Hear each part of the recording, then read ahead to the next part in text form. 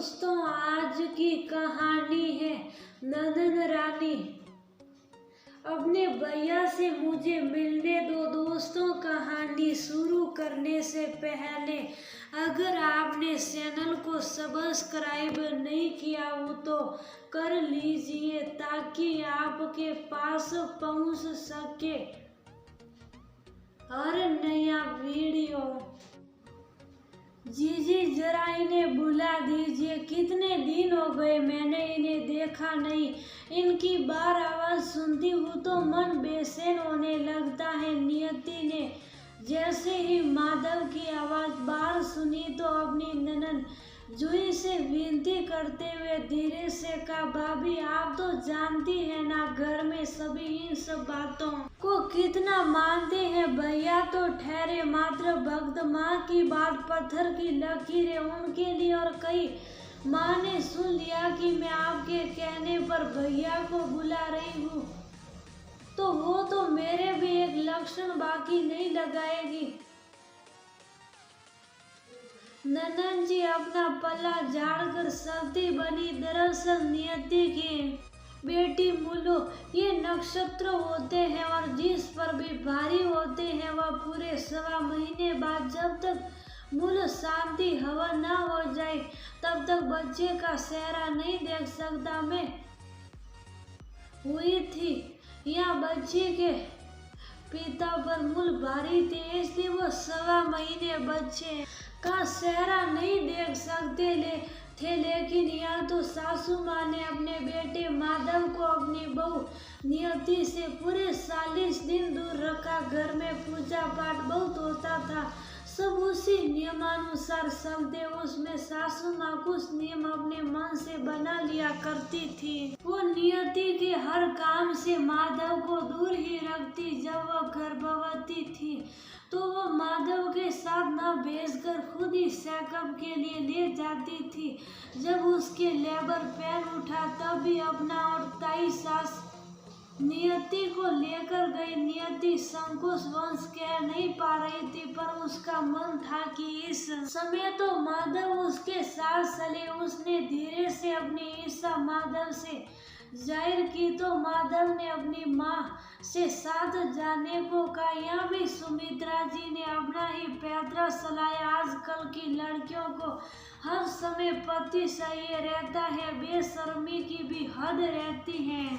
तुम खुद ही बड़े बन जाओ, तुम ही जाओ अपनी पत्नी को लेकर, हम बड़ों की क्या जरूरत रह गई है। सुमित्रा जी ने नियति और माधव पर तंज कसते हुए कहा, जिसे सुनकर माधव ने खुद न जाकर अपने छोटे भाई को भेज दिया। जब बच्ची के जन्म की खबर आई तो माधव खुशी खुशी अपने दोस्त के साथ अस्पताल गया तो सुमित्रा जी ने बच्ची के मूल में होने का हवाला देकर बाहर से ही वापस कर दिया। एक बार ये नहीं सोचा कि बच्चे का मुंह ढककर माधव को नियति से तो मिलने दिया होता। दोनों ही सटपटा कर रह गए। जब अस्पताल से छुट्टी होकर घर आई तो उसे बच्ची के साथ एक सबसे अलग कोठरी नुमा कमरे में रख दिया गया जहाँ उसे अकेले ही अपनी बच्ची को संभालना पड़ता, क्योंकि सुध की वजह से कोई भी बच्ची को नहीं संभालता। ऐसे में नियति और भी चिड़चिड़ी हो गई।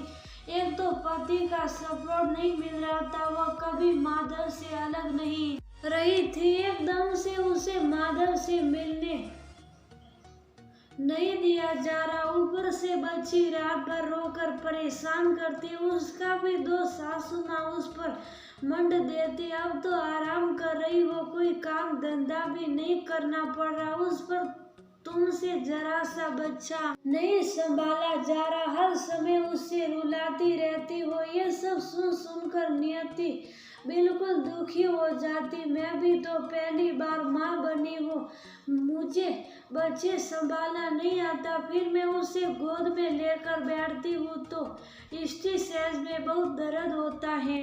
जरा सा भी किसी का मानसिक या शारीरिक सपोर्ट नहीं मिलता।